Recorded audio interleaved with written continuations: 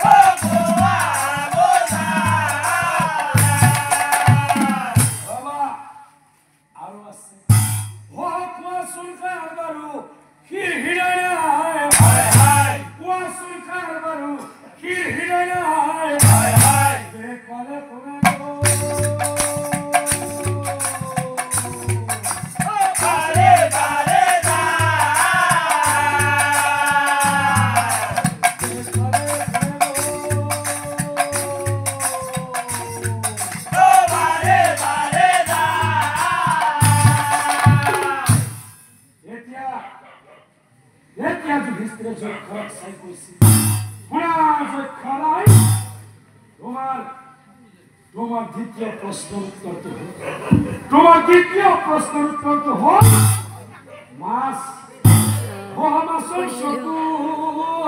টোপনি মুজা নাযায়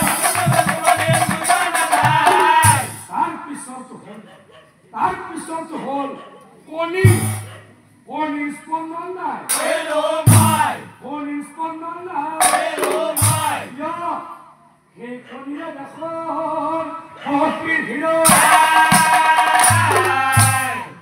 দেখোন দ্বিতীয়ত হল নদী আৰু মন নদী বেপাৰ নদী